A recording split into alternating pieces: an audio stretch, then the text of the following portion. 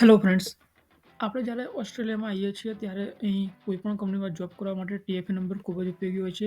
ટીએફએ number વગર આપણને જલ્દી જોબ પણ મળતી નથી. તો ટીએફએ નંબર કેવી રીતે અપ્લાય કરશો તે હું આ વિડીયોમાં બતાવીશ. તો સૌથી પહેલાં ટીએફએન માટે અપ્લાય કરવા માટે આપણે ગૂગલની અંદર સર્ચ કરી દઈશું અપ્લાય ફોર ટીએફએન. ટીએફએનનું ફૂલ નામ છે ટેક્સ ફાઇલ નંબર. જેમ આપણે ઇન્ડિયામાં પાન કાર્ડ નંબર હોય છે તે રીતે અહીં ટેક્સ ફાઇલ નંબર હોય છે. આ ગવર્મેન્ટની વેબસાઇટ છે, ઓસ્ટ્રેલિયન ટેક્સેશન ઓફિસર. તો મેક શ્યોર કે તમે આ વેબસાઇટનો યુઝ કરો. અહીં આવીને આપણે ફોરેન પાસપોર્ટ હોલ્ડર હોઈએ છીએ, જેના લીધે આપણે આની અંદર સિલેક્ટ કરવાનું રહેશે foreign passport holders, permanent migrants and temporary visitor.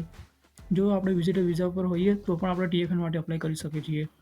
અહીં આગળ હુ કેન અપ્લાયમાં નીચે એક બ્લુ કલરનું બોક્સ આવશે, જેની અંદર આપણે ટિક કરવાનું રહેશે. આ બોક્સ ઉપર apply online for a TFN using the IR.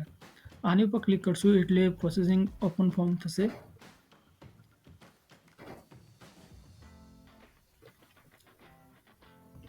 જ્યારે પેજ ખુલે ત્યારે આપણે અહીંયા એલિજિબલ જોઈ શકીએ છીએ કે કોણ કોણ એલિજિબલ છે. તો permanent migrant visa, visa with working rights and overseas student visa, visa allowing you to stay in Australia. મતલબ આપણા જોડે સ્ટે વિઝા હોય કે સ્ટુડન્ટ વિઝા હોય કે વર્કિંગ વિઝા હોય, આપણે ટીએફએન માટે અપ્લાય કરી શકીએ છીએ. તો સૌથી પહેલાં સ્ટાર્ટ કરી દેવાનું. સ્ટાર્ટ કરીને અહીં પેજ ખુલશે, જેની અંદર આપણે આપણી ડિટેલ્સ ફિલ કરવાની રહેશે. આપણી ડિટેલ પાસવર્ડ પ્રમાણે સાચી નાખવાની, તો જેથી આગળ ભૂલ ના આવે અને આપણે પાછું અપડેટ ના કરવું પડે. તો હું અહીંયા મારી ડિટેલ ફિલ કરી દઉં છું.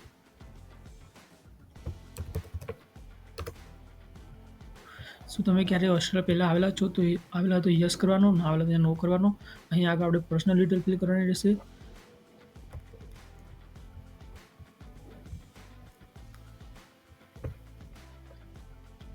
જો તમે કોઈ બીજા નામથી જાણીતા હોય તો તમે અહીંયા યસ કરી શકો છો, અધરવાઇઝ તમે નો કરી દેવાનું. અહીં આપણી બર્થ ડેટ નાખી દેવાની જે હોય એ. અહીં જેન્ડર સિલેક્ટ કરી દેવાનું રહેશે. જો તમારે સ્પાઉસ હોય તો તમે યસ કરી શકો છો, અધરવાઇઝ નો કરીને આગળ નેક્સ્ટ કરી દેવાનું.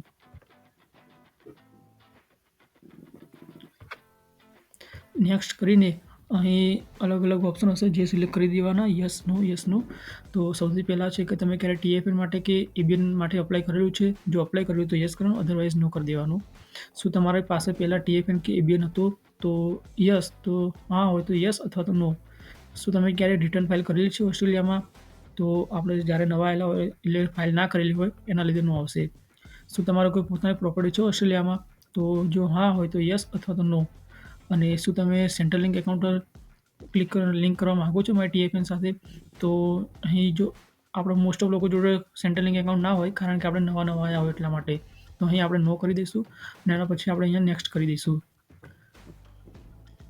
નેક્સ્ટ કર્યા પછી અહીં આપણે પોતાનું એડ્રેસ લખવાનું રહેશે, કારણ કે ટીએફએન નંબર ઓનલાઈન નહીં મળે, એ ગવર્મેન્ટ દ્વારા પોસ્ટ થ્રુ આપણા ઘરે આવતું હોય છે લેટરમાં. તો મેક શ્યોર કે તમે એડ્રેસ સાચું લખજો. હું અહીં તમને એક એક્ઝામ્પલ બતાવી દઉં કઈ રીતે લખવાનું. તો જેમ કે અહીં 551 વેસ્ટર્ન સ્ટ્રીટ લખી દઉં છું.